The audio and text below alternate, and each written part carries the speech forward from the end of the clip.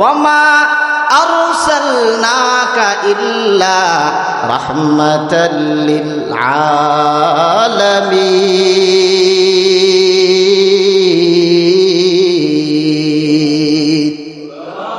সবচাইতে দামি মানুষটা আবু বকরের উরুর মধ্যে শুয়ে আছে। এই মানুষটাকে উরুর থেকে সরানো যায় না, এটা আবু বকরের দ্বারা সম্ভব না। কিছুক্ষণ পর আবু বকরের চোখ বেয়ে বেয়ে পানি পড়তেছে। আল্লাহর নবীর চেহারার মধ্যে যখন চোখের পানি পড়িয়া যায়, সাথে সাথে আল্লাহর নবী ঘুম থেকে উঠে যান। ঘুম থেকে ওঠার পর আল্লাহর নবী ডাকিয়া বলে, আবু বকর, কি ব্যাপার, তুমি কেন কান্না করো? কান্না করার কারণ কি?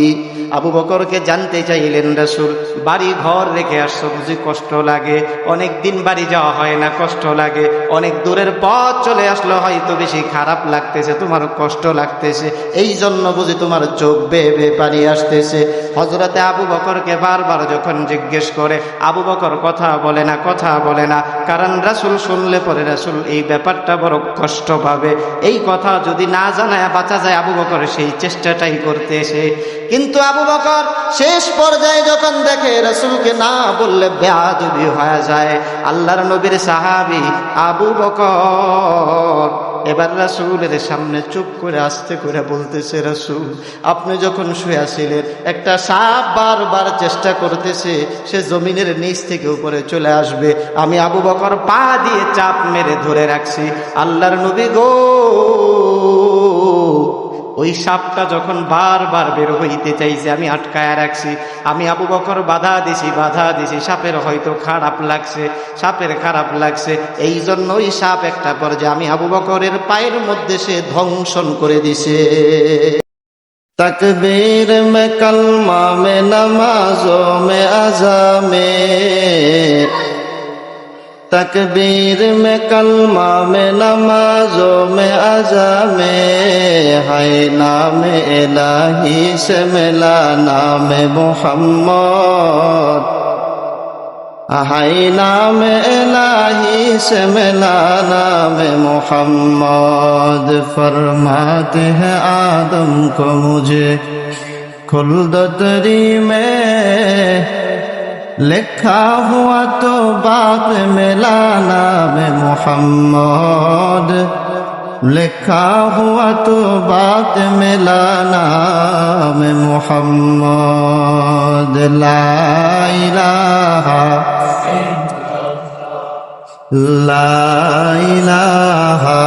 इल्लल्लाह, आवाज तुले ला इलाहा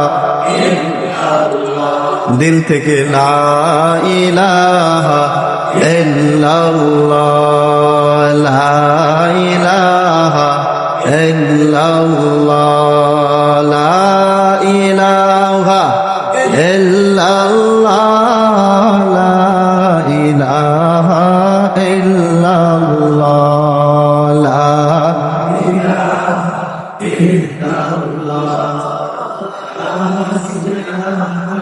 ইল্লাল্লাহ।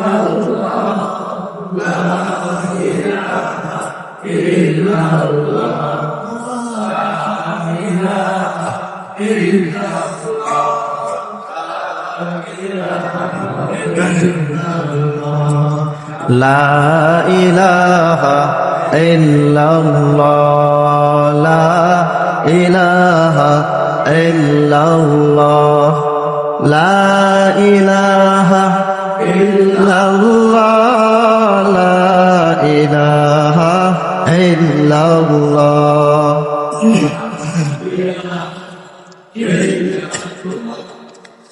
লা ইলাহা ইল্লাল্লাহ, লা ইলাহা ইল্লাল্লাহ, মুহাম্মাদুর রাসূলুল্লাহ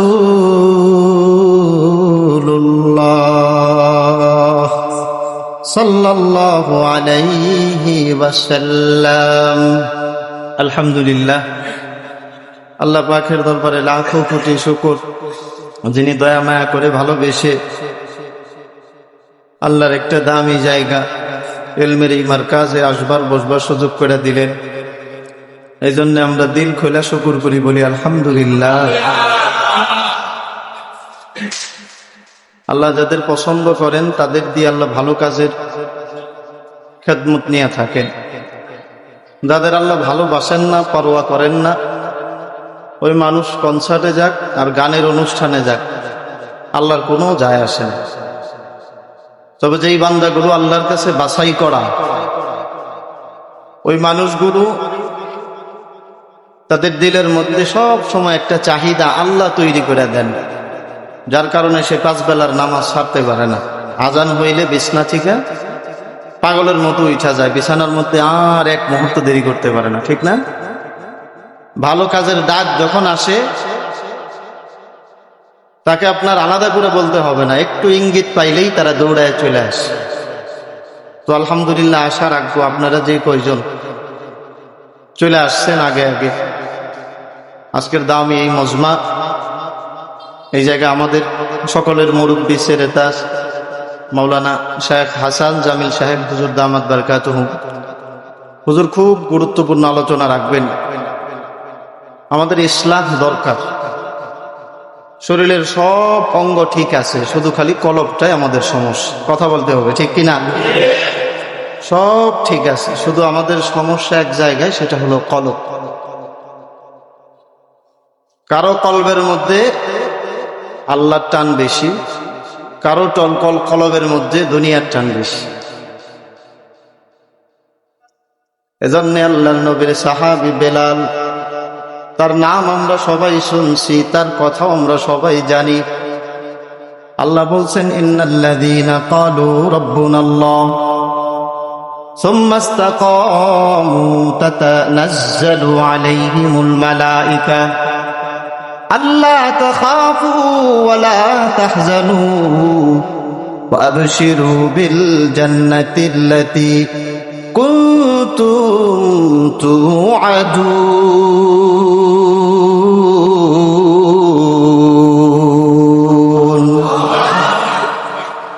এই কালামে জিন্দা কুরআনে হাকিম, হিকমতে উলা ইয়াজালাস্তু কদিম, জামিউল ইলম ফিল কুরআনে হাকিম, فقاصرت عنه وفهام الرجال بخا قرآن كلام الله بشولو قديم استي نيلو বলেন আল্লাহু আকবার। হযরত বিলাল ঈমান ওয়ালা হইছে, এক আল্লাহকে চিনে ফেলছে। হযরত বিলালের মনি উমাইয়া ক্ষিপ্ত হয়ে গেছে, বিলালকে পছন্দ হয় না। আগে বিলালকে ছাড়া উমাইয়া কিছুই বুঝতো না, আর আজকে যখন বিলালের দিকে নজর করে, বিলালের চাইতে বিরক্ত, এত বেশি বিরক্ত অন্য কাউরে এখন আর লাগে না। যার কারণে উমাইয়া সারা রাত্র বিলালের উপর আক্রমণ করে, আঘাত করে, মারধর করে, যত ধরনের জুলুম করা যায় সব রকমের কষ্ট হযরত বিলালকে দেওয়া হয়। যখন বেলাল ক্লান্ত হইয়া জমিনের মধ্যে পড়িয়া যায়, সাথে সাথে উমাইয়া বেলালের থুতনির মধ্যে একটা লাঠি ঠেকায়া বলে, বেলাল, ওই যে ভিতরে একটা আওয়াজ ঢুকাইছো, আল্লাহর নাম যে বারবার জপ, এখনো সুযোগ আছে, আল্লাহর নামটা তুমি কলব থেকে বের করে দাও। এই কথা বলা মাত্র বেলালের কত সুন্দর উত্তর, ইন্নাল্লাযীনা ক্বালু রাব্বুনাল্লাহ, আমরা একজনকে মালিক বানাইছি, তিনি কে? একটু জোরে বলতে হবে, তিনি কে? একজন রে আমরা মালিক বানাইছি। সুম্মা ইসতাকামু, বেলালের মুখের আওয়াজ হলো, আমি আল্লাহকে মালিক বানাইছি। সুম্মা ইসতাকামু, এবং ওই আল্লাহ যে আমার মালিক,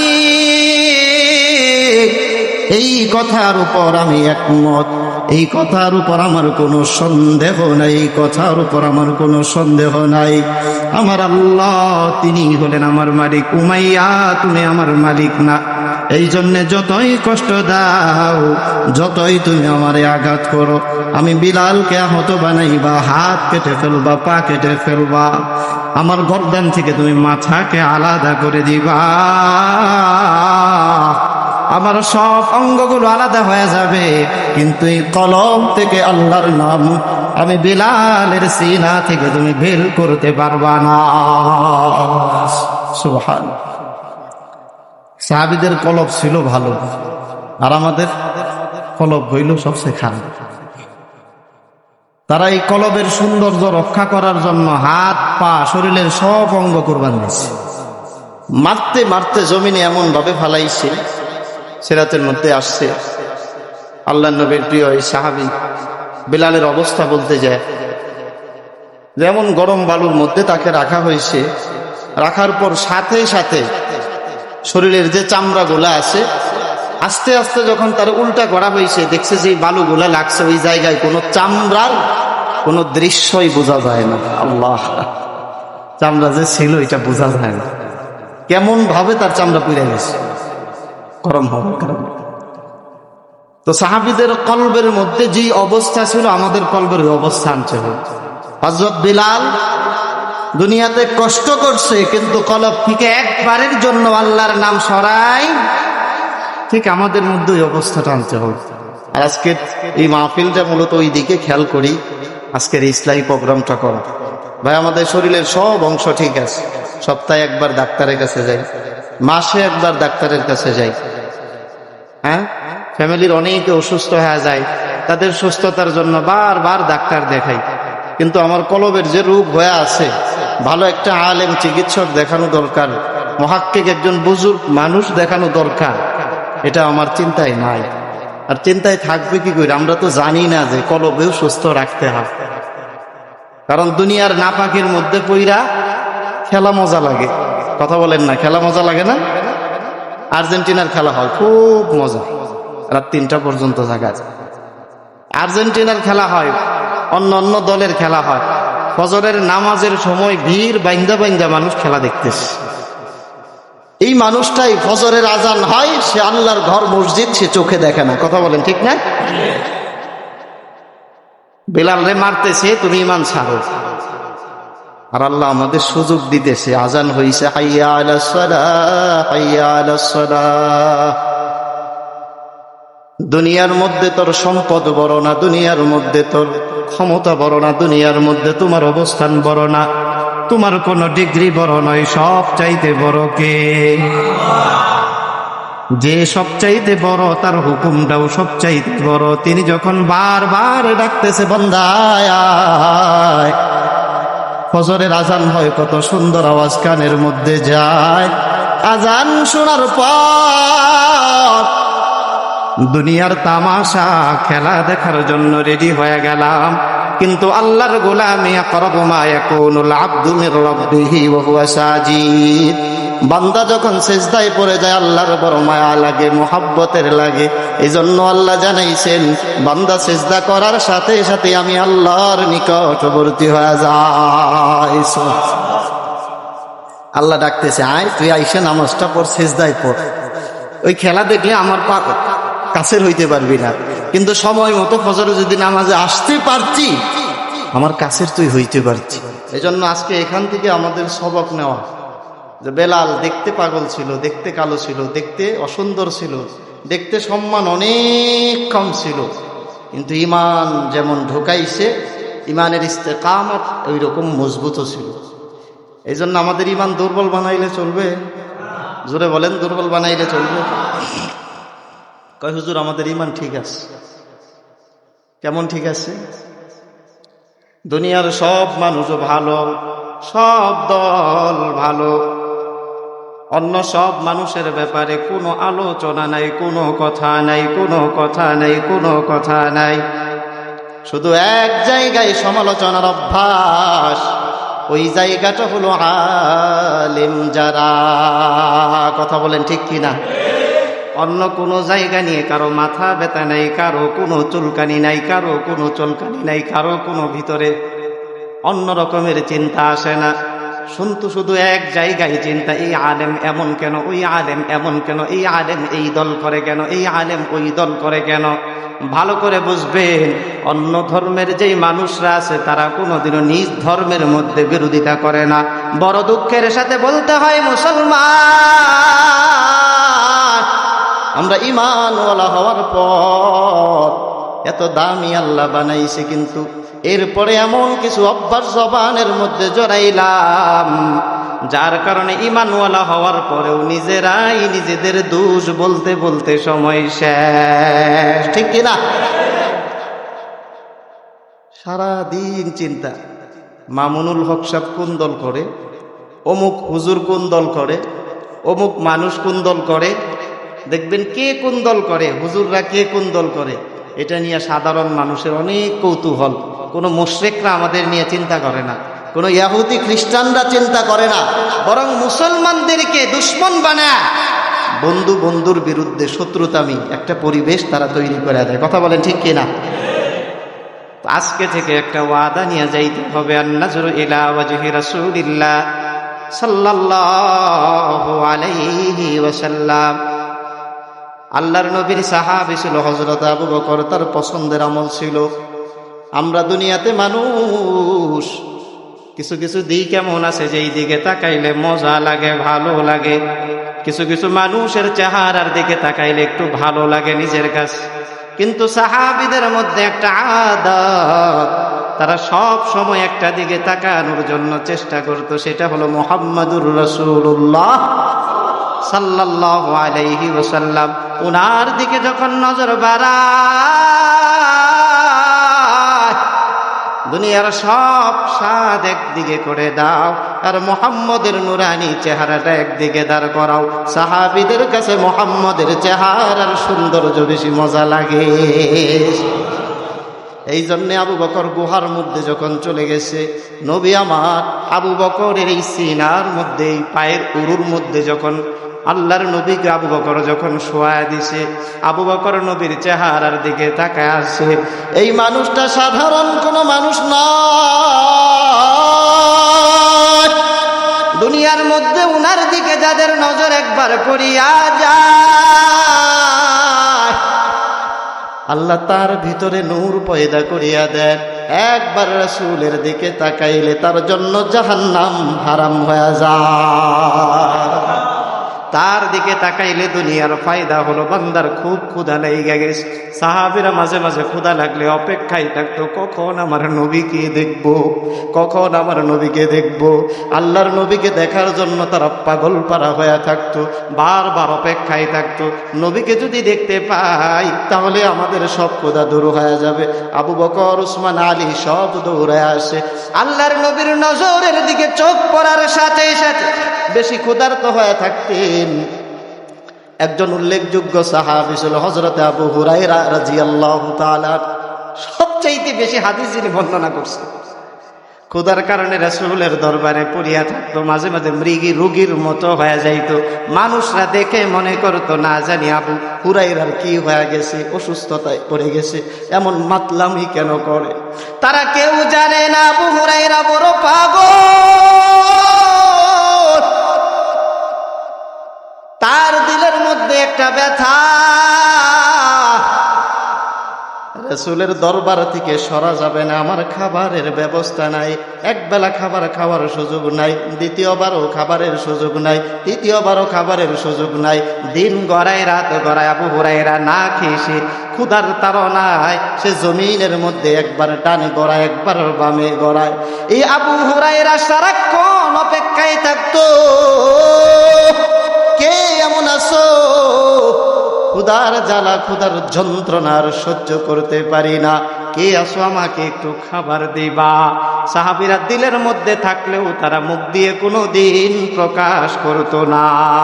সুবহানাল্লাহ। অপেক্ষায় থাকতো। আবু হুরায়রার কানে কানে আওয়াজ দিয়া যাইতো, তোমার এত খাবার কেন খাওয়া লাগে, তুমি কি মুহাম্মদকে দেখো না? একটাবার মুহাম্মদের দিকে তাকাও, যদি রাসূলকে একবার দেখতে পারো তোমার ক্ষুধা আল্লাহ নিবারণ করে দিবে। সুবহানাল্লাহ। আবু হুরায়রা তাই করত। 3 দিন হয়ে গেছে আবু হুরায়রা মুখে কিচ্ছু যায়নি। উমরে প্রশ্ন করছে মাসআলার ব্যাপারে, যদি বলে যে আমি কিছু খাই নাই, ক্ষুধা লাগছে। আবু বকররে বলছে আমি কিচ্ছু খাই নাই, না জানি আমার ক্ষুধার ব্যাপারে প্রশ্ন রাখবে, কারণ আমি তো ওই জায়গায় পড়ে থাকি। কিন্তু কোনো সাহাবী তার এই কথার কোনো উত্তর দিল না। আল্লাহর নবীর সামনে যায় যখন বলছে, আরে রাসূল তো সাহাবীদের এমন মহাব্বত করত, চেহারা দেখার সাথে সাথে সাহাবীর খোদা রাসূল বুঝা ফেলত। সুবহানাল্লাহ। যারা ইসলাহের লাইনে কাজ করে, বড় বুজুর্গ বান্দা যারা, তারাও তাদের সান্নিধ্যে যারা থাকে, তাদের সহবতে যারা থাকে, ওই সহবতের মানুষগুলার অবস্থা তারা চেহারা দেখলে বুঝতে পারে। এই নকশা শুরু হয়েছে আল্লাহ নবীজি, কথা বলেন না ঠিক না? এই নুরানি মহাব্বতের এই সম্পর্ক, এই ইসলাহ শুরু হয়েছে রাসূল থেকে। আবু হুরায়রা সামনে গেছে, ক্ষুধার্ত মানুষ, তখন দাঁড় করাইয়া দিছে আল্লাহর নবীর সামনে। আল্লাহর নবীকে এখন বলতেছে, রাসূল আমার তো খুব বেশি ক্ষুধা লাগছে। আল্লাহর নবী তাকে একটা পেয়ালা দিয়া একটু সামনে খাবার আগায় দিছে, খাবারটার নাম হলো দুধ। আল্লাহ, সে নিজে খাইছে, সব সাহাবীদের খাওয়াইছে।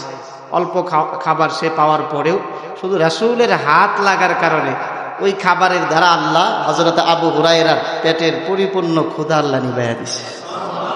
জোরে বলবেন না সুবহানাল্লাহ। এরপর থেকে আবু হুরায়রার একটা অভ্যাস ছিল, সব সময় ক্ষুধা বেশি লাগলে রাসূলকে খুঁজতো, কারণ রাসূলের দিকে তাকাইলে ক্ষুধা আস্তে আস্তে কমতে থাকতো, আস্তে আস্তে কমতে থাকতো। সুবহানাল্লাহ। আবু হুরায়রা, এরপর রাসূল একদিন ওনার একটা পোটলা দিছিল, খেজুরের একটা পোটলা, হাদিসের মধ্যে আসছে।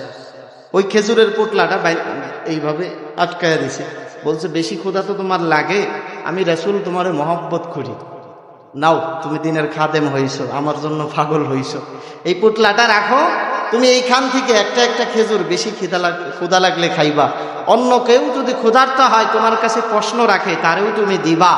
হযরত আবু হুরায়রা বলে, আলহামদুলিল্লাহ, আল্লাহর রাসূলের ওই পোটলাটা আমি কোনোদিন খুলি নাই, আমার খুলতে না করছে, পিঠের মধ্যে সব সময় থাকতো। আলহামদুলিল্লাহ, রাসূল যেই দিন পোটলা আমার হাতে দিছে ওই দিন থেকে নিয়ে 23 বছর পর্যন্ত আমি ওই পোটলার খেজুর থেকে খায়া আমার ক্ষুধা আমি নিবারণ করছি। আল্লাহ, ওই খাবার কি সাধারণ মানুষ দিছে তার হাতে? তাহলে আল্লাহ পারেন, অল্পের মধ্যে আল্লাহ বরকত দিয়া দিতে পারেন। এই ক্ষমতা আল্লাহর আছে না নাই? অল্পের মধ্যে আল্লাহ বরকত দিয়া দেন। সাহাবীরা তালাশে থাকতো রাসূলকে কখন দেখবে, শুধু অপেক্ষায় থাকতো। সব সাহাবীদের চাওয়া ছিল, অস্থির লাগলে, যখন খুব বেশি খারাপ লাগতো, মাঝে মাঝে তাদের জাহান্নামের কথা মনে হয়ে যাইতো, নিরাশ হয়ে যাইতো, ভয় পেয়ে যাইতো, তাদের চিন্তায় আসতো মুহাম্মদ কোথায়, মুহাম্মদ কোথায়, মুহাম্মদ এত মজার নাম, ওই মুহাম্মদ নামের এই চেহারাটা যদি সামনে পড়িয়া যায় দুনিয়ার সব হতাশা দূর হয়ে যায়। এই জন্যে আবু বকরকে জিজ্ঞেস করছিল, মজা কি লাগে তোমার কাছে? আবু বকরের কথা ছিল, আন-নাজরু ইলা ওয়াজহি রাসূলিল্লাহি সাল্লাল্লাহু আলাইহি ওয়াসাল্লাম, আমি আবু বকর, আমার পছন্দের কাজ হলো রাসূলের দিকে তাকায় থাকা, বড় মজা লাগে। রাসূল যখন আবু বকরের উরুর মধ্যে শুয়ে আছে, এই অবস্থায় আবু বকর আল্লাহর নবীকে একটু বাধা দেয় না, শুয়ে আছেন, ঘুমাইতেছেন। এই অবস্থায় একটা বিষধর সাপ আইসা হযরত আবু বকরের সামনে দাঁড়ায় গেছে। হযরত আবু বকর এই ব্যাপারে সচেতন ছিল, অনেকগুলো গর্ত সে কাপড় দিয়ে সে বন্ধ করে রাখছে, কিন্তু এরপরেও ওই সাপ যখন বের হয়ে আসছে, হযরত আবু বকর ওই গর্তের মধ্যে পাটা ঢুকায়া চাপ মারিয়া সাপটাকে গর্তের ভিতরে আবার ঢুকায়া দিছে। সুবহানাল্লাহ। আবু বকর সে মায়ের নবীকে এত বেশি মায়া করত,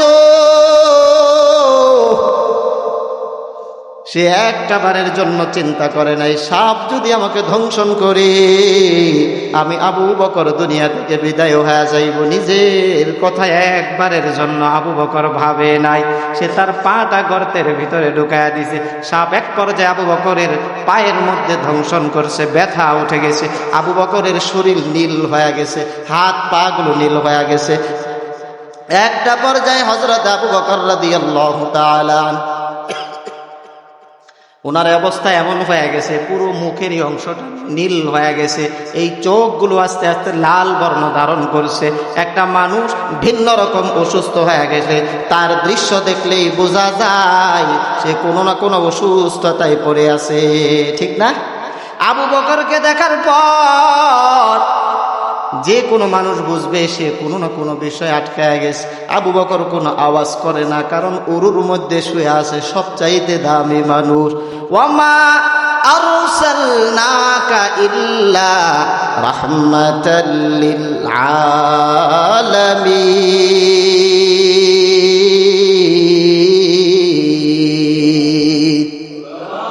সবচাইতে দামি মানুষটা আবু বকরের উরুর মধ্যে শুয়ে আছে। এই মানুষটাকে উরুর থেকে সরানো যায় না, এটা আবু বকরের দ্বারা সম্ভব না। কিছুক্ষণ পর আবু বকরের চোখ বেয়ে বেয়ে পানি পড়তেছে। আল্লাহর নবীর চেহারার মধ্যে যখন চোখের পানি পড়িয়া যায়, সাথে সাথে আল্লাহর নবী ঘুম থেকে উঠে যান। ঘুম থেকে উঠার পর আল্লাহর নবী ডাকিয়া বলে, আবু বকর, এই ব্যাপার তুমি কেন কান্না করো? কান্না করার কারণ কি? আবু বকরকে জানতে চাইলেন রাসূল। বাড়ি ঘর রেখে আসছো, বুঝি কষ্ট লাগে? অনেক দিন বাড়ি যাওয়া হয় না, কষ্ট লাগে। অনেক দূরের পথ চলে আসলো, হয়তো বেশি খারাপ লাগতেছে, তোমার কষ্ট লাগতেছে, এই জন্য বুঝি তোমার চোখ বেয়ে বেয়ে পানি আসতেছে। হযরতে আবু বকরকে বারবার যখন জিজ্ঞেস করে, আবু বকর কথা বলে না, কথা বলে না। কারণ রাসূল শুনলে পরে রাসূল এই ব্যাপারটা বড় কষ্ট পাবে। এই কথা যদি না জানায় বাঁচা যায়, আবু বকর সেই চেষ্টাটাই করতেছে। কিন্তু আবু বকর শেষ পর্যায়ে যখন দেখে রাসূলকে না বললে বেয়াদবি হয়ে যায়, আল্লাহর নবীর সাহাবী আবু বকর এবার রাসূলের সামনে চুপ করে আস্তে করে বলতেছে, রাসূল, আপনি যখন শুয়ে ছিলেন একটা সাপ বারবার চেষ্টা করতেছে সে জমিনের নিচ থেকে উপরে চলে আসবে। আমি আবু বকর পা দিয়ে চাপ মেরে ধরে রাখছি। আল্লাহর নবী গো, ওই সাপটা যখন বারবার বের হইতে চাইছে আমি আটকায়া রাখছি। আমি আবু বকর বাধা দিছি। সাপের হয়তো খারাপ লাগছে, সাপের খারাপ লাগছে, এই জন্য ওই সাপ একটা পর্যায়ে আমি আবু বকরের পায়ের মধ্যে সে ধ্বংসন করে দিছে। আল্লাহর নবী বলে, আবু বকর তুমি কি পাগল হয়ে গেছো? তুমি সাপ কামড় মারছে আমাকে একবারও কি বলতে পারলা না? আবু বকর বলে, আন-নাজরু ইলা ওয়াজহি রাসূলিল্লাহি সাল্লাল্লাহু আলাইহি ওয়াসাল্লাম। ও আল্লাহর নবী,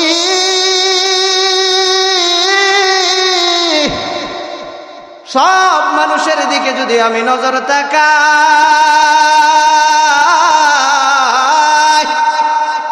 নজরটা আমি ঘুরাইতে পারতাম, কিন্তু রাসূল আপনি তো অন্য সব মানুষের মতো নয়, আপনি সবচাইতে দামি মানুষ, তো জাহানের বাচ্চা মুহাম্মদুর রাসূলুল্লাহ। আপনার দিকে যখন আমি চেহারাটা দিছি রাসূল, সাপের ধ্বংসে সাপে সাপ যে আমাকে ধ্বংসন করলো, এই ব্যথার চাইতে আপনাকে চেয়ে দেখছি, এই স্বাদ আমার কাছে অনেক গুণ বেশি। সুবহানাল্লাহ। তাহলে সাহাবীদের অভ্যাস কি ছিল? রাসূলের দিকে তাকায় থাকা মজার ছিল, রাসূলের দিকে তাকায় থাকা আদত, অভ্যাস ছিল। ইন্নাল উলামা ওয়ারাসাতুল আম্বিয়া, ইন্নাল উলামা ওয়ারাসাতুল আম্বিয়া। নবীরা হলো, আলেমরা হলো নবীদের ওয়ারিস, নবীদের উত্তরাধিকারের এই কাজগুলা আলেম উলামারা করতেছে। আমরা সবাই পছন্দ করি সমাজের মধ্যে, শুধুমাত্র আলেম যারা এদের নিয়ে সমস্যা, এদের নিয়ে চুলকানি। এই কথা বলেন না, ঠিক না? সবাইরে পছন্দ করি, কোনো অভিযোগ নাই। এমন হয় অনেক ক্ষেত্রে যে কিছু মানুষের অভিযোগ করতে গেলে সমস্যা আছে, এই ভয় আমরা অভিযোগ করি না। কিন্তু কোনো আলেমকে যদি পাই, তার অভিযোগ করতে করতে করতে করতে 5 তলা থেকে নিয়ে আমরা গাছতলা পর্যন্ত নামায় দিই। কথা বলেন ঠিক কিনা? এই অভ্যস্ততা আগেও আমাদের মাঝে ছিল, যার কারণে আমাদের সবার মুরব্বী শাইখুল হাদিস জুনায়েদ বাবুনগরী রহমতুল্লাহ আলাইহ, আল্লাহ ওনার মতো দামি মানুষ, কাশফওয়ালা মানুষ ছিলেন। শুধু আমাদের এক একজনের এক এক কথা থাকার কারণে এমন দামি মানুষগুলাকে তারা রিমান্ডে নেওয়ার সুযোগ পাইছে, কষ্ট দেওয়ার সুযোগ পাইছে। এদেরকে তারা কষ্ট দিয়ে দুনিয়া থেকে বিদায় করবে, এই রকম ষড়যন্ত্রও তারা করছে। কথা বলেন ঠিক কিনা? এই চিন্তাগুলা থেকে ভাই বের হয়ে আসতে হবে। এখন থেকে আমাদের সবার অভ্যাস নিয়ে আসতে হবে দিলের মধ্যে, ভাই সবার সাথে দুশ্মনী হয়, কিন্তু নবীদের ওয়ারিস আলেমদের সাথে কোনো দুশ্মনী করা যাবে। আজকের পর থেকে পারবো এই কাজটা আমরা। হুজুর অমুক মাদ্রাসার হুজুর খারাপ, গার্ডিয়ান অনেকে আছে, কোনো কিছু নিয়ে একটু বাচ্চে সমস্যা হয়েছে, না ইকবাল সাহেব ভালো না, এই মেজাজটা আমাদের আছে না? ঠিক এই আচরণ বাহিরের কারো সাথে হইলে না না না ভাই যান, সমস্যা নেই। ওই যে আলেমদের দুর্বল পায়া এই ধরনের আচরণগুলা করতেছে। আর আলেমদের সাথে যারা তাকাব্বুরি রাখবে দ্বীনের ক্ষেত্রে আল্লাহ তাদের কবুল করবেন না তাদের। আর আলেমদের সাথে নিসবত সম্পর্ক যাদের ভালো হবে, নবী রাসূলদের সাথে তাদের হাসর মেশর আল্লাহ মিলাইয়া দিবে। সুবহানাল্লাহ। এজন্য আজকে থেকে অভ্যাসটা করতে পারবো, আলেমদের দিকে নেক নজরে তাকাবো। পারবো কারা কারা? ইনশাআল্লাহ। আল্লাহ আমাদের কবুল করেন বলি আমিন। হাত নামাই। কারণ জুনায়েদ বাবুনগরী সাহেব হুজুর শাপলা চত্বরে একটা হামলা হয়েছিল, আপনারা দেখছেন। উনি কোনো দলের ব্যানার নিয়ে কাজ করতে গেছিলেন, কোনো বিশেষ সরকারি কোনো দলের হয়ে কাজ করতে গেছিলেন। হেফাজতে ইসলামের সুন্দর একটা উদ্যোগ ছিল, সাধারণ সব মানুষগুলা ওই জায়গায় একত্রিত হয়েছিল, আমিও এর মধ্যে একজন ছিলাম। প্রত্যেকটা মাদ্রাসার ছাত্র, উস্তাদ, তাবলিগের সাথী, চরমনায়ের যারা আছে সব দলের মানুষ সেখানে গেছে। সবার একটাই দাবি ছিল, তোমরা অন্য যারে পারো গালি দাও, সমস্যা নাই। তোমার বাপ দাদারে গালি দিয়া গোষ্ঠী উদ্ধার করে ফেলো, সমস্যা নাই। কিন্তু আমার নবীর নিয়ে তোমরা গালি দিও না, আমরা বরদাস্ত করতে পারি না। কথা বলেন ঠিক কিনা? এই দাবিটা আদায়ের উদ্দেশ্যে সব মানুষ ওই জায়গায় একত্রিত এক জায়গায় হয়েছে। তখন সবাই চলে আসলো, অল্প কিছু আলেমরা আটকায় ফেলছে। আর জুনায়েদ বাবুনগরী সাহেব জুনায়েদ বাবুনগরী রহমতুল্লাহ আলাই এই দামি মানুষটারে আটকানো হয়েছে। এখন মানুষ ওই জায়গা থেকে আসার পরে যারা গেছে তারাও এসে বলে না না আমি হেফাজতে যাই নাই। তা তো ভুলে গেলাম, এই চৌরাস্তার নাম জানি কি, আতাউল্লাহ ভাই। আতাউল্লাহ ভাই, যে নাম ভুলে গেছি, আতাউল্লাহ ভাই। সবাই আমরা ওনারে চিনি, প্রত্যেকটা মাহফিলের উপস্থাপনায় ছিলেন, প্রত্যেকটা কাজের মধ্যে লেখালেখির যোগ্যতা ভালো, যোগ্য একজন আলেম, ভালো একজন নেককার ভালো আলেম। এই মানুষটা শুধু একটু কেরাতি মার্শাল শিখতে গেছে ভাই। যেই মার্শাল প্রত্যেক দিন বাচ্চারা স্কুলে শিখে, যেই মার্শাল সাপ্তাহিক শিখে, যেই মার্শাল প্রত্যেক মাসে শেখা হয়, ওই জায়গায় যায় এমন বাধা দেওয়া হয়েছে। বাধা দেওয়ার পরে এই মানুষগুলার নিয়ে আস্তে আস্তে জেলে ভরছে, এদের জঙ্গি বানায়া দিছে। কথা বলেন ঠিক কিনা? অন্য জায়গায় প্রশাসনের প্রচেষ্টা দিয়া হিন্দুত্ববাদীদেরকে দেখবেন যে চাক্কু চালানো শিখতেছে, এই নিরাপত্তা তারা দিতেছে। এই কথা বলেন চলতেছে না এগুলা? 94% মুসলমান আমরা বাস করি, কিন্তু এই জায়গার সব ফলমূল সব খায় হলো মুশরিকরা। সব ফলমূল যা আছে এগুলা খায় সব মুশরিকরা। তারা করলে হয় সাধু, তারা করলে হয় নিরাপত্তা। আর আমরা মুসলমানরা যখন আত্মরক্ষার জন্য, নিজের বডি চর্চা করার জন্য একটু ব্যায়াম করা হয়, ওই মুসলমানদেরকে ধৈর্য বানানো হয় জঙ্গি। কথা বলেন ঠিক কিনা? আর এই সংবাদগুলো যখন ছড়ায় দেয়, মিডিয়া তো মুসলমানদের দখলে না, অধিকাংশ মিডিয়া এরা মুনাফিক হিসাবে চিহ্নিত। আপনারা জানেন তো, প্রত্যেকটা মিডিয়া মুসলমানদের বিরুদ্ধে কাজ করে। দেখবেন অনেক খবর ছড়ায় দেয়। এই যে গত কিছু সময় ধরে এই মাদ্রাসায় ধর্ষণ, ওই মাদ্রাসায় এই হুজুর বলৎকার, শুধু খালি এই নিউজগুলো করতেছে। কে ভাই, বলৎকার স্কুলে হয় না? এই বলৎকার কি অন্য কোনো জায়গায় হয় না? ধর্ষণ অন্য কোনো জায়গায় হয় না? তাহলে আপনার শুধু মাদ্রাসাটা কেন চোখে পড়ে? ভালো করে বুঝতে হবে, যারা এই ধরনের চিন্তা নিয়ে আগায়, এই সংবাদগুলো বেশি বেশি প্রচার করে, ভালো করে বুঝবেন এরা মুসলমানদের দুশমন। কথা বলেন ঠিক কিনা? এরা আল্লাহর নবীর চিরন্তন দুশমন। কথা বলেন ঠিক কিনা? এরা রাসূলকে বিতর্কিত করতে চাইছিল, সাহাবীদেরকে বিতর্কিত করতে চাইছিল, আলেমদের বিতর্কিত করতে চায়, এখনো দ্বীনি মার্কাজগুলোকে বিতর্কিত করতে চায়। মুসলমান শুধু খালি ঈমান আছে, ঈমানের উপর অবিচল নাই। যদি অবিচল থাকা যায় তাহলে কাজ হবে। সুম্মাস্তাকামু তাতানাজ্জালু আলাইহিমুল মালাইকা। অবিচল থাকলে পরে মজা। তাতানাজ্জালু আলাইহিমুল মালাইকা, আসমান থেকে তার জন্য ফাইসালা হবে, আসমান থেকে তার জন্য মজা তৈরি হয়ে যাবে, আসমান থেকে ওই বান্দার জন্য ফেরেশতারা দলে দলে নেমে আসতে থাকবে। আল্লাহ তাখাফু ওয়ালা তাহজানু। মরণ মুহূর্তে মানুষের ভয় বাড়িয়া যায়, চিন্তা বাড়িয়া যায়, হায় হায় কি হবে কি হবে। সম্পদের অভাব নাই, ক্ষমতার অভাব নাই, অর্থের অভাব নাই, সব মানুষ আমাকে বড় গুরুত্ব দেয়, সবাই বড় পছন্দ করে, মহাব্বত করে, কিন্তু ভাই মরণ নামক একটা ব্যাধি আছে, সবার সামনে আসবে। ইযা জা আজালুহুম লা ইস্তাখিরুনা সাআতাও ওয়া লা ইস্তাকদিমুন।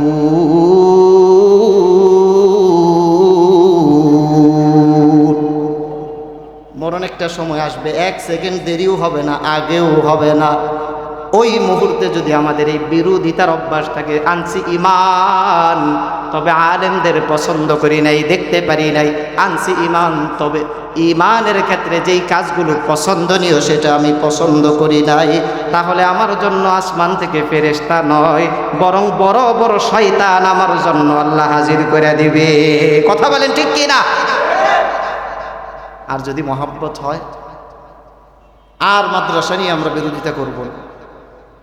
যেই মানুষ ভাই খারাপ সে মাদ্রাসাতেই খারাপ, যেই মানুষ খারাপ সেই স্কুলেই খারাপ, যেই মানুষটা খারাপ সে তার যে কোনো কর্মক্ষেত্রে খারাপ, যে মানুষ খারাপ সে রাজনীতিতে নেতা হওয়ার পরেও খারাপ। কথা বলেন ঠিক কি না? আর যে মানুষ ভালো সে যত জায়গায় থাকুক দেখবেন সে খুব নীতিবান, ঠিক না? তাই এই মেজাজটা আমরা সবাই বুঝি, এরপরেও মানুষের কাছে কথা শুনতে শুনতে হুজুর মাদ্রাসায় দেওয়া যাবে না। আরে ভাই, তার নতুন বিজ্ঞাপন চালু করতেছে, নতুনভাবে মানুষদেরকে জানাইতেছে তোমরা মাদ্রাসায় দিও না, সব ছাত্র মাদ্রাসার দিকে চলে যাইতেছে। স্কুল কলেজে কেউ পড়তে চায় না, কারণ স্কুল কলেজে পড়াইলে নাস্তিক বানানো যায়, কিন্তু মাদ্রাসায় পড়াইলে কলবের মধ্যে যেহেতু দিন ঢুকে তাদেরকে মনে হয় একঘেয়েমি হয়ে যায়, তারা আল্লাহ ছাড়া কিচ্ছু বুঝে না। হযরত বেলালের মতো জীবন দেওয়া যায় কিন্তু ঈমান ছাড়তে রাজি হয় না। কথা বলেন ঠিক কিনা? ভিতরে ঈমান ঢুকে যায়, মজবুত হয়ে যায়, তখন তারা চিন্তা করে বেতন পাই 8,000, আল্লাহর জন্য জীবন দিয়ে দিব, শহীদ হব, সোজা আল্লাহর জান্নাতে চলে গেল। সুবহানাল্লাহ। শহীদ হওয়ার ইচ্ছা আছে আপনাদের? আল্লাহ কবুল করেন, সবাই বলে আমিন। আচ্ছা, শহীদ হইন, শহীদ হওয়ার আগের আমল হইল আজকে থেকে মাদ্রাসার সমালোচনা করা যাবে? পারবো? কেউ যদি করে কি করবেন? এখন তার প্রতিবাদ দেওয়া মনে হয় কাজ হয় না, আজকে প্রতিবাদ করবেন, তার তো মুখের একটা অভ্যাস হয়ে গেছে। আপনি রাতে প্রতিবাদ করবেন, সকালে যায় দেখবেন আবার কোনো কাজ কাম নাই, সারাদিন 6 কাপ চা খায়, আর মাদ্রাসায় দর্শন হয়, মাদ্রাসায় দিও না। আবাসিক রাখলে হুজুরদের নেচার ভালো না। বিশ্বাস করেন, যারা বলে হুজুরদের নেচার ভালো না তারা এই আঙ্গুলটা আল্লাহর রাসূলের দিকে তাক করে দেখায়। কথা বলেন ঠিক কি না? হাসরের ময়দানে যখন মানুষগুলো এমন জায়গায় দাঁড়ায় যাবে, নিচে থাকবে তামা, অর্ধ হাত উপরে বান্দার জন্য সূর্য আল্লাহ দাঁড় করায় দিবে। ওই অবস্থায় কোনো মানুষ কাউরে কেউ সাহায্য করতে পারবে না, সব বান্দাগুলো দৌড়াবে, নবীর উম্মতেরা দৌড়াবে, একটা পর্যায়ে আদমের দিকে ছুটবে, আর একটা পর্যায়ে যায় ইউনূস আলাইহিস সালামের দিকে ছুটবে, একটা পর্যায়ে যায় উম্মতেরা তার যার যার নবীকে খুঁজে খুঁজে সুপারিশের জন্য চেষ্টা করবে। সব নবীরা বলবে ইয়া নাফসি নাফসি, আমরাই তো আমাদের চিন্তা করে শেষ করতে পারি না। ওই অবস্থায় আমার নবী, আপনার নবী মুহাম্মদ আরবি সাল্লাল্লাহু আলাইহি ওয়াসাল্লাম, সুপারিশের শুধু ক্ষমতা আমার আপনার নবী মুহাম্মদুর রাসূলুল্লাহকেই শুধু দেয়া হবে, অন্য কারো কাছে দেওয়া হবে না। আপনি বুঝেন, আপনি যদি কোনো আলেমকে দোষারোপ করেন, সোজাসুজি রাসূলের দিকে চলে যায়, আর রাসূলকে যে বান্দা দুষবে আল্লাহর জান্নাত তার জন্য ঢোকার সুযোগ আছে। দুনিয়াও নষ্ট, আখেরাতও নষ্ট। রাসূলের সাথে যারা বেয়াদবি করছে দুনিয়া অশান্তি হয়ে গেছে, আখেরাতও তাদের নষ্ট হয়ে গেছে। এজন্য আজকে থেকে প্রথম 2টা আমল বললাম। 1 নম্বর, আলেমদের বিরোধিতা করব না, পারবো ইনশাআল্লাহ। 2 নম্বর, মাদ্রাসা নিয়ে কেউ খারাপ বললে তাকে কি করা যায়? নগদ তারা বলবেন আজকের পর থেকে জানি মাদ্রাসার কোনো বদনাম তোর মুখে না শুনি, বলতে পারবেন? 94% মুসলমান বাস করে পুরো বাংলাদেশে। আমাদের ইসলামপুর কয় % মুসলমান আছে? 94-এর বেশি হবে না কম হবে? আরো বেশি হবে না? তাহলে এই জায়গায় যদি আপনি তারা আটকাইতে না পারেন, তাদের আটকাবেন কিভাবে?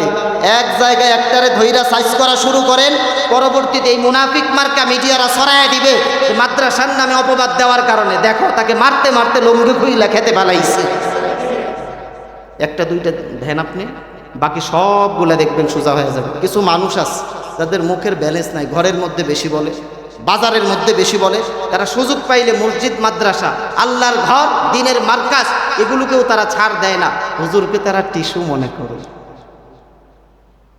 এজন্য হুজুররা টিস্যু না, যারা ভাবে হুজুররা টিস্যু, ওরা টিস্যু। ইনশাআল্লাহ বিরোধী মাদ্রাসার পক্ষে চলা যাবে তো ইনশাআল্লাহ? আর কেউ কিছু বললে প্রতিবাদ শক্তভাবে করা যাবে তো? এই পাশ থেকে আমাদের কাজ আস্তে আস্তে গুছায় নিতে হবে। কারণ মুশরিকরা আমাদের যে পরিমাণ দুশমন, এর চেয়ে বেশি দুশমন মুসলমানরা হয়ে যাইতেছে। ভিতরে ভিতরে ক্লিপ লাগায় সেই দল সেই ওই দল খুব চলতি। যাক, আমি যেই কথাগুলো বললাম ভাঙা কথা, কারণ আমরা একজনকে ভয় করি, তিনি কে? আত্তাকু ইয়াওমান তুরজাউনা ফীহি ইলাল্লাহ, আল্লাহর কাছে ফিরতে হবে। এজন্য এখন যতই ক্ষমতা দেখায়, ফেরার সময়ের অবস্থাটা আসল। যদি ওই সময় মজবুত থাকি, ঈমান আর ভালো কাজ নিয়ে আল্লাহর কাছে যাইতে পারি, সাহস থাকবে। আর যদি ওই সময় আমি দুর্বল থাকি, আমার কাজের দ্বারা দুর্বল হয়ে আল্লাহর সামনে পেশ হই, আল্লাহর কাছে এত সময় নাই আমার মতো নাপাক বান্দারে গুরুত্ব দেওয়ার। কথা বলেন ঠিক কি না? আমি এমন বান্দা ছিলাম আলেমরে গালি দিতাম, আমি এমন বান্দা ছিলাম দিন পছন্দ করতাম না, আমি এমন বান্দা ছিলাম আল্লাহর ঘর মসজিদ, নবীর ঘর মাদ্রাসাকে পছন্দ করতাম না। আল্লাহ ওই সময় তার সাথে ওই হিসাব করবে। আল্লাহ খুব ভালো ইনসাফ পারেন। অন্য সবার চাইতে খালেক মালিক আমার আল্লাহ সবচাইতে বেশি ইনসাফ বুঝেন, ইনসাফের আয়োজন, ইনসাফের কাজ করতে পারেন। এজন্য আমি যদি দিনের ক্ষেত্রে কোনো ব্যঙ্গ করে থাকি, আল্লাহর কসম করে বলি, হাসরের মাঠে হিসাব না দেওয়া পর্যন্ত আমাকে আল্লাহ এক চুল সরতে দিবে না। কথা বলেন ঠিক কিনা? এজন্য তখন আমি কি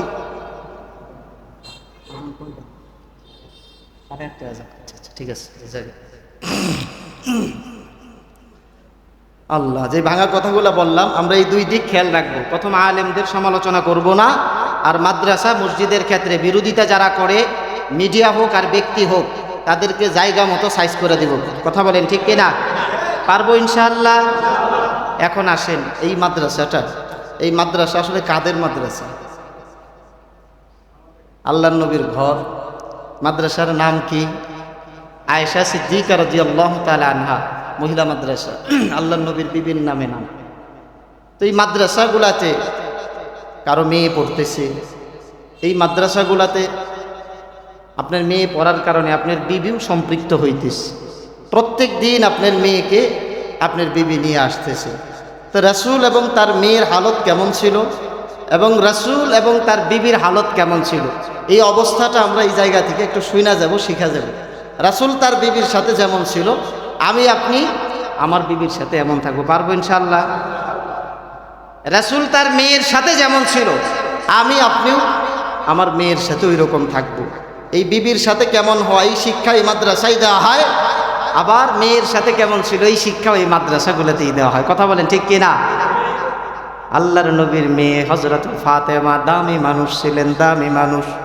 আল্লাহ খুশি হইয়া দুনিয়াতে একটা দায়িত্ব তারে দিয়া দিয়েছেন, থাকবে দুনিয়াতে, কিন্তু আল্লাহ জান্নাতের দখল দিয়া তাকে একটা নাম দিয়া দিয়েছে, সাইয়্যিদা নিসা আহলিল জান্নাহ। সুবহান, সাইয়্যিদাতু নিসাই আহলিল জান্নাহ, সাইয়্যিদাতু নিসাই আহলিল জান্নাহ। আমি আল্লাহ হযরতে ফাতেমাকে জান্নাতের যত মহিলা আছে এদের সবার সরদারনি বানায়া দিলাম। সুবহান, আল্লাহ সম্মান দিয়া দিয়েছেন। কি কারণে সম্মান পাইল? আওয়াজ কি কম বেশি হইতেছে ভাই? হ্যাঁ, আওয়াজ ঠিক আছে?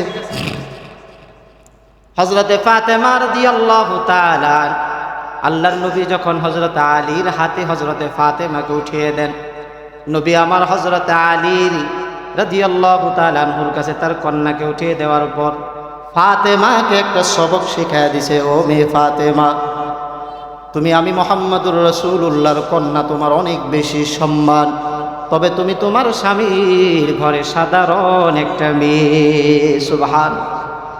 এই জন্য ফাতেমা, তোমার ব্যাপারে কোনো দিন যেন আমি বাবা মুহাম্মদের কাছে কোনো অভিযোগ না আসে। সুবহান। এই কারণে ফাতেমার চাওয়া চিন্তা ছিল এমন, ফাতেমার চলন ছিল এমন, ফাতেমার চিন্তা ছিল এমন। ফাতেমা হযরত আলীর ঘরে যাওয়ার পর হযরত আলী রাদিয়াল্লাহু তাআলা আনহু তার খুব বেশি উপার্জন ছিল না, ভালো খাওয়াবে, ভালো তার জন্য কিছু ব্যবস্থা করবে সামর্থ্য ছিল না। একদিন হয়ে গেছে কোনো খাবারের ব্যবস্থা করতে পারে নাই, অপেক্ষায় আছে হয়তো পরের দিন কোনো না কোনো খাবারের ব্যবস্থা মালিক করে দিবে। দ্বিতীয় দিন পার হয়ে গেছে, কোনো খাবারের ব্যবস্থা হয় না। একইভাবে তার আরেকটা দিন পার হয়ে গেল, তৃতীয় দিন গড়ায় গেছে, এখনো কোনো খাবারের ব্যবস্থা হয় না। এই অবস্থায় হযরত আলী রাদিয়াল্লাহু তাআলা মুখটা মলিন করে ফেলছেন, তার ভিতরে অনেক বেশি ভয়। আমি তো সাধারণ কোনো মানুষকে আমার বিবি বানাই নাই, আমার বিবি যারে বানাইছে মুহাম্মদুর রাসূলুল্লাহ সাল্লাল্লাহু আলাইহি ওয়াসাল্লাম, ওনার সবচেয়ে আদরের কন্যা ফাতেমা। সুবহানাল্লাহ। এই মানুষটাকে যদি আমি কষ্ট দিই, এই মানুষটা যদি আমার কারণে কোনো রকমের আঘাত পায়, তাহলে আল্লাহর নবীর কাছে আমি কি জবাব দিব? মুখটা খুব মলিন করে ঘরের মধ্যে ঢুকতেছে। ঘরে যখন ঢুকছে, ফাতেমা এই হালত দেখিয়া বুঝা ফেলছে আমার স্বামী হযরত আলী মন খারাপ করে ঘরের মধ্যে ঢুকছে। আর এই কারণে ফাতেমা সেও চুপ হয়ে গেছে, কিছুই বলে না। একটা পর্যায়ে তার স্বামী আলীকে ডাকিয়া বলে, ও স্বামী আলী,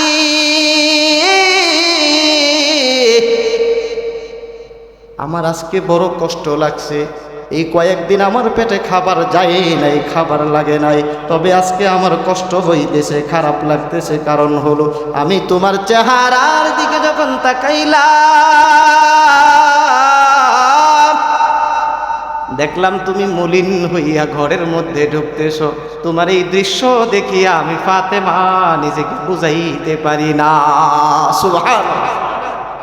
আবার বাইর করে দিস যে যাও তুমি বাইরে চলে যাও, তুমি আবার হাসি দিবা, হাসি দিয়া এরপর দরজা খুলবো, তুমি এরপরে ঢুকবা। বলেন না সুবহানাল্লাহ। 3 দিন খাবার নাই, এরপর আসছে। আল্লাহ, 3 দিন খাবার নাই, এরপরে আসছে। ঘরে মলিন হয়ে ঢুকছে, বিবি দেখছে যে আমার স্বামী কষ্ট পাইতেছে, মলিন হয়ে ঢুকতেছে, তার কাছে খারাপ লাগছে। নবী কন্যা ফাতেমা সাথে সাথে বলতেছে, বাহিরে যাও, আবার হাসি মুখ নিয়ে আসো, তোমার খাবার লাগবে না, তোমার হাসি মুখ দেইখা আমি ফাতেমার পেট আল্লাহ ভরাইয়া দিব। সুবহানাল্লাহ। নবীর মেয়েকে আল্লাহ এই গুণগুলা শিখাইছে। আর এই গুণ শিক্ষা দেওয়া হয় এই আয়েশা সিদ্দিকা মহিলা মাদ্রাসার। এজন্য এই কাজগুলা যদি কোনো মেয়ে শিখে, আপনারা কি খুশি না বেজার? শিখলে সবাই খুশি না? না হুজুর, আমার মেয়েরে না খাওয়ায় রাখবে, আমি জিন্দগিতে মানবো কিনা? হযরত ফাতেমা এমন অবস্থা গেছে, অনেক গরিব হালত গেছে। এইদিকে সম্ভবত এত কথা টানা যাবে না। এরপরে বোঝাই সবচেয়ে গুরুত্বের আরেকটা বিষয়। আমরা প্রত্যেকটা মানুষ চিন্তা করি, হুজুর আমরা মাদ্রাসায় সন্তানরে পড়াইছি, আমার লাভটা কি? মরার আগে কিছুই বোঝা যায় না যে আমার সন্তানকে মাদ্রাসায় পড়ায় লাভ কি, মাদ্রাসায় পড়ায় লাভ কি। দুনিয়া থেকে বিদায় হইলে অবস্থা বোঝা বড় সহজ। আমি যখন মারা যাব, মারা যাওয়ার পর সব মানুষগুলো দৌড়ে আসবে, তাড়াতাড়ি তারে কবরের ভিতরে নামা। আমার কাছের মানুষ ছিল আমার বিবি, বলবে তাড়াতাড়ি সাদা কাপড়টা নিয়ে আসো। যদি আমার বাবা মা বেঁচে থাকে, বলবে তাড়াতাড়ি গর্ত করো, তার জন্য কবরটা করে দাও। আমার বন্ধু বান্ধব দৌড়ায় আসে, তাড়াতাড়ি আমার বন্ধুরে কবরে নামায়া দাও। সবাই ব্যবস্থা করতে থাকবে, ব্যবস্থা করতে থাকবে। একটা পর্যায়ে একেবারে অল্প সময়ের ব্যবধানে আপনার খবর হয়ে গেছে অমুক মিয়া মারা গেছে, রাত 9টা বাজে। ভালো করে খোঁজ নিয়ে দেখবেন, পরের দিন 9টা 10টার মধ্যে অমুক মিয়ার জানাজা দিয়ে তাকে কবরে দেওয়া হয়ে গেছে। কথা বলেন ঠিক কি না? যখন কবরে চলে যাবেন, একটা পর্যায়ে তাকায় দেখবেন মানুষগুলোকে, মানুষরা আপনাকে আস্তে আস্তে কবরের মধ্যে নামাইছে।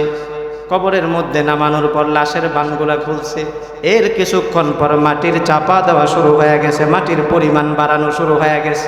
দোয়া পড়ে আর মাটি দেয়, দোয়া পড়ে আর মাটি দেয়। কিছুক্ষণ পর দেখবেন আপনার কাছের একটা সন্তান ছিল, সে আস্তে আস্তে মাটি দেওয়া শেষ চলে যায়। আপনার আপন ভাই ছিল, যাকে আপনি মহাব্বত করতেন, ভালোবাসতেন, ওই মানুষটা দেখবেন এখন আস্তে আস্তে কাজ থেকে চলিয়া যায়, কারণ লাশ হয়ে গেছে, একা থাকা এখন ভয়ের কাজ। আপনার সবচেয়ে কাছের মানুষ ছিল আপনার বাবা, সেও কাজ থেকে চলে যাবে। সবচেয়ে ভালো বন্ধু মনে করতেন, যাকে নিয়া সব সময় নামাজ বাদ দিয়া জোয়ার আড্ডায় যাইতেন, যাকে নিয়া সব সময় মাদকের আসরে যায় বইতেন, যাকে নিয়া সব নাপাক কাজের মজলিস আপনি জমাইতেন। ওই বন্ধুটাও দেখবেন আস্তে করে আপনাকে রাইখা দৌড়ায় চলে যাইতেছে, আস্তে আস্তে সরা শুরু করে দেয়, আস্তে আস্তে সরা শুরু করে দেয়, আস্তে আস্তে সরা শুরু করে দেয়। আল্লাহর নবী মুহাম্মদ আরবি সাল্লাল্লাহু আলাইহি ওয়াসাল্লাম বলেন, উম্মত, দুনিয়ায় অনেক সম্পদ তুমি রেখে গেলা, 5 তলার মালিক, বাড়ি ঘর, তোমার অভাব নাই, সম্পদের অভাব নাই, ক্ষমতার অভাব নাই, বন্ধু বান্ধবের অভাব নাই, কিন্তু একটা নেক সন্তান দুনিয়াতে আমরা রেখে যাইতে পারলাম না। কবরে যাওয়ার পর বড় একা হয়ে গেছি, আমার উপর আযাব শুরু হয়ে যায়, আযাব শুরু হয়ে যায়। আপনাকে আমাকে বাঁচানোর জন্য কোনো মাধ্যম, কোনো পথ আর সেদিন খোলা থাকবে না। কথা বলেন ঠিক কিনা? এই জন্য একটা মাদ্রাসার অবস্থা বললে ভালো করে বুঝবেন। এক সন্তান রাতের বেলা ঘুমায় গেছে, প্রত্যেক রাতে তার একটা অভ্যাস আছে, রাতে ঘুমানোর আগে সে কোরআন তেলাওয়াত করে ঘুমায়। সকালে সূরা ইয়াসিন পড়ে, রাতে সূরা মুলক পড়ে, সূরাতুল মুলক। এই সূরাগুলো প্রত্যেক দিন সে তেলাওয়াত করে, কোনোদিন এই সূরার আমলগুলো সে বাদ দেয় না, বড় মজা লাগে, মজা লাগে। ওই সন্তানের খোঁজ নিয়ে দেখা যায় ওই সন্তানটার মাও নাই, ওই সন্তানটার বাবাও নাই, বড় ইতিম। এই সন্তান প্রত্যেক দিন কোরআন থেকে তেলাওয়াত করে, প্রত্যেক দিন আমলের মধ্যে অভ্যস্ত থাকে, ঘুমানোর আগে একটা দিনও তার সূরা মুলক তার জবান থেকে ছুটে না। একদিনের ঘটনা, এই বাচ্চা যখন ঘুমায় গেছে, এই বাচ্চার মধ্যে অনেক কষ্ট ছিল, আক্ষেপ ছিল, বারবার তার চাওয়া ছিল, হায়রে আমার মারে আমি দেখি নাই, ছোট সময় হারায় ফেলছি, আমার বাবারে আমি দেখি না,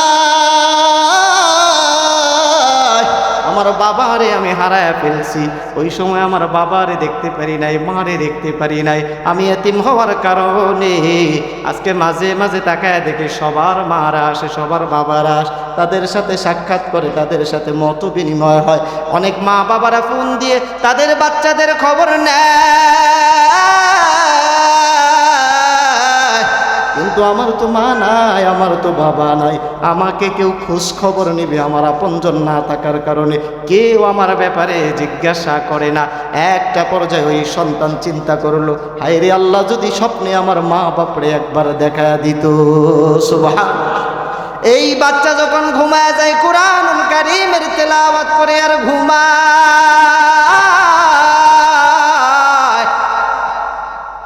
একদিনের ঘটনা, ঘুমের মধ্যে স্বপ্ন যুগে দেখতেছে তার মা আসিয়া বলে, সন্তান, আমি আর তোর বাবা বড় কষ্টে ছিলাম, বড় কষ্টে আমাদের দিন কাটছে, কারণ কবর যদি আযাবের জায়গা বানায় নেই, তাহলে জাহান্নামের সাথে সম্পর্ক করায় দেয় কে?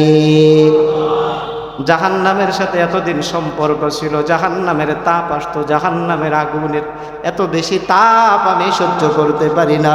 তোর বাবার কষ্ট হয়, আমার কষ্ট হয়, বাবা তুই কি এমন করছো যার কারণে আজকের পর থেকে তোমার তেলাওয়াতের কারণে আমার আল্লাহ আমার ওই কবরের মধ্যে জান্নাতি হাওয়া শুরু করে দিছে।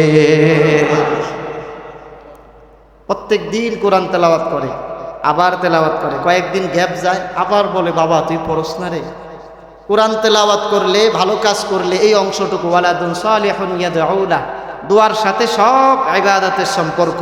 কোনো সন্তান যদি তার মা বাবার জন্য ভালো কাজ করে, আর বিশেষ করে কোরআন পড়ে, মা বাবার দিকে খেয়াল করে, এই কাজের অংশটুকু কবরে পৌঁছায় কিনা আপনারা বলেন? জোরে বলেন, পৌঁছায় না? এই বিশ্বাস আছে আপনাদের? যদি থাকে, দুনিয়াতে থাকবো ভাই কয়দিন? এই মানুষ 20 বছর বয়স, হুট করে অ্যাক্সিডেন্ট মারা গেছে, 40-50 বছর, 50 বছর বাঁচা এখন ভাগ্যের ব্যাপার। যে অবস্থা এখন দেশের, মানুষ ব্যবসা করতে যায় স্ট্রোক করে মারা যাইতেছে, এই কথা বলেন না, ঠিক না? মানুষ চাকরি করতে যায় স্ট্রোক করে মারা যাইতেছে, কোনো না কোনো পেশার এসে আসে। তার নিচের মানুষের প্রেশার, উপরের মানুষের প্রেশার। ব্যবসা বাণিজ্য করতে গেছে, এত বেশি টাকা সেই জায়গায় লুট করছে, এখন ওই টাকার চাপ সে নিতে পারতেছেন। মাত্র 40 বছরের মানুষ হুট করে স্ট্রোক করে সে মারা গেছে। অহরহ ঘটতেছে ভাই। এই জন্য ভাই, এই জীবন চিরস্থায়ী না, এই জীবন চিরস্থায়ী না। যেই কয়দিন দুনিয়াতে আসি, প্রয়োজন মিটা গেলেই হবে, প্রয়োজন মিটা গেলেই হবে, কিন্তু ক্ষণস্থায়ী জিন্দেগির জন্য নিজেদের প্রস্তুত করা। আমার সন্তানটাকে যদি আমি কোরআন শিখাই, আমার সন্তানটাকে যদি এই মাদ্রাসার সাথে সম্পর্ক রাখি, যারা পড়াইতেছি তারা কেউ আমরা ঠকি নাই, কথা বলেন ঠিক না? কেউ ঠকি নাই। মরার পরে এই আমল পাওয়া যাবে, সব মানুষ ভোলা যাবে। আপনার এই ছোট্ট সন্তানটা আপনার মনে কইরা কইরা আপনার নামে একটা করে কোরআনের খতম দিবে। সুবহানাল্লাহ। এমন নেক সন্তান পায় আপনারা খুশি না বেজার? আসলেই খুশি। আল্লাহর রাসূল বলেন, এরা যদি মজবুত কোরআনওয়ালা হয়, মান ক্বারাআল কুরআন তাআল্লামা ওয়া আমিলা বিহি, এই যে কোরআন পড়লো, কোরআন অনুযায়ী আমল করলো, এইভাবে চলার কারণে আমার আল্লাহ তাদের সম্মান বাড়াবে, সম্মান বাড়াবে, সম্মান বাড়াবে, সম্মান বাড়াবে। শুধু তাদের নয়, আমার আল্লাহ প্রত্যেকটা মা বাবাকে জান্নাতের নূরের টুপি জান্নাতের পরায়া দিবে। সুবহানাল্লাহ। হাসরের মাঠে যদি কাউরে সম্মান দেওয়া হয়, আপনি চিন্তা করেন কত বেশি ভাগ্যবান সেই মানুষটা, যেই জায়গায় কোনো মানুষকে কেউ চিনবে না, শুধু নাফসি নাফসি এই আওয়াজ মানুষ বলতে থাকবে। ওই জায়গায় শুধু কোরআনওয়ালাদের পাওয়ার থাকবে। ওই যে বললাম একটু আগে, আল্লাহর নবী বলছেন উনার সুপারিশ ছাড়া যাওয়া যাবে না। ওই দিন আল্লাহর নবী একটা দলকে সুপারিশ করবে, ক্বালু লিসাহিবিল কুরআন, যারা কোরআনওয়ালা, এদেরকে সর্বপ্রথম আল্লাহর নবী সুপারিশের মাধ্যমে আল্লাহর জান্নাতে ঢুকায় দেবে। সুবহানাল্লাহ। যারা ভিআইপি ভালো কোরআনওয়ালা, এরা আগে ঢুকে যাইতেছে, এদের পাওয়ার তখন কম থাকবে না বেশি থাকবে? দুনিয়াতে হুজুরদের দাম নাই, দুনিয়াতে হুজুরদের দাম নাই, কিন্তু হাসরের মাঠে হুজুরদের অনেক দাম হবে। ওই জায়গায় আল্লাহ সুযোগ দিয়া দিবেন, তোমার কারে কারে মন চায় একটা একটা ধরো, আর ধৈরা তোমার পছন্দ মতো যতজন মন চায় তাদেরকে নিয়ে তুমি আল্লাহর ঘর জান্নাতে ঢুকে যাও। সুবহানাল্লাহ। আল্লাহ আমাদের দামি বানাইতে আনছেন। এই জন্য আমরা চেষ্টা করব আমাদের সন্তানগুলার এখানে দিছি। যাক, যেইটুকু আলোচনা করলাম, আজানের সময় খুব কাছাকাছি, আজান হয়ে যাবে আর 4 মিনিট পরে। আমরা খেয়াল করব, তো মেয়েদের ক্ষেত্রে ভালো একটা শিক্ষা এখান থেকে পাইতেছেন, আবার এরা কোরআন শিখতে পারতেছে। আমি হুজুরদের প্রতি একটা আবদার রাখবো, এই বাচ্চাগুলো আপনাদেরকে সামানত হিসেবে আসে। কাসেম ইয়াকুব নানুতুবি রহমতুল্লাহ আলাইহি, ওনার কথা আমরা অনেক শুনছি। আমাদের বুজুর্গ দারুল দেওবন্দের বড় একজন মানুষ ছিলেন।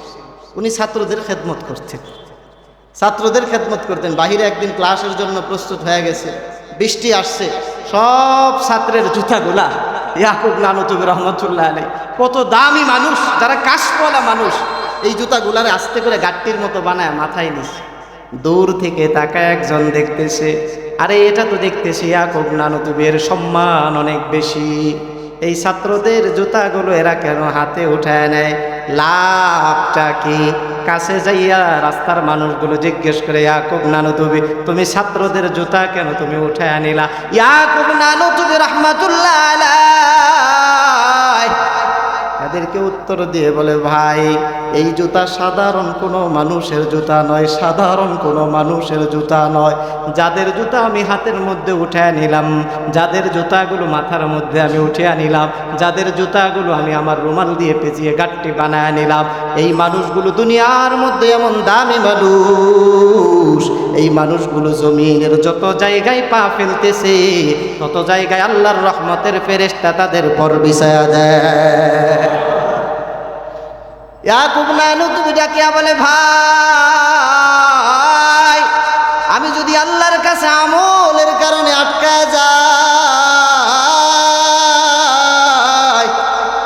আল্লাহর কাছে আমি এইটুকু আরজি করতে পারবো, যদি গুনার কারণে আমি ইয়াকুব নানুতুবিকে জাহান্নামী বইলা ফেলে, ওই দিন আল্লাহর কাছে হাসরের মাঠে বলতে পারবো, আল্লাহ আমার তেমন কোনো আমল নাই, তবে এই ছোট্ট বাচ্চাগুলোর এই জুতা, ময়লা জুতাগুলো আমি নিজে খাদেম হয়ে এগুলো মাথায় উঠায় আনিছি, আল্লাহ এই উসিলায় আমাকে আজকে তুমি জাহান্নাম থেকে বাঁচায়া দাও। সুবহানাল্লাহ। আমাদের বুজুর্গরা ছিলেন এমন খাদেম, ছাত্রদের জুতা টানছে, ছাত্রদের খেদমত করে দিছে। ভালো করে বুঝবেন, অনেক ভাই যে আলেমদের গালি দেন, উস্তাদদের গালি দেন, গালি দিবেন না ভাই। 40টা 50টা বাচ্চা একটা বড় ক্লাস করিয়া হুজুর সারাদিন মেহনত করে পড়ায় মাথা ঠিক থাকে না। এরপরে যখন আপনি হুজুরটাকে দোষারোপ করতেছেন, বিশ্বাস করেন অনেক বেশি আঘাত, অনেক বেশি কষ্ট পায়। এই মানুষগুলো এই কাজগুলা করতেছে। ঠিক ইয়াকুব নানুতুবি রহমতুল্লাহ আলাইহি, উনার মেজাজের যারা, এদের মধ্যে অন্যতম একজন হলো মুফতি ইকবাল সাহেব। কথা বলতে হবে ঠিক কিনা? আমি নিজে দেখছি মাশাআল্লাহ, ছাত্রীদের ক্ষেত্রে উনি অনেক আন্তরিক, বাচ্চাদের যেন কোনো কষ্ট না হয়। আমার মাঝে মাঝে বলে, ইকবাল ভাই, রাহান ভাই, খাবারটা একটু ভালো কিভাবে দেওয়া যায়, ছাত্রদের একটু কীভাবে পরিষ্কার পরিচ্ছন্ন বাড়ানো যায়, ওদের কষ্ট হয়ে যায়।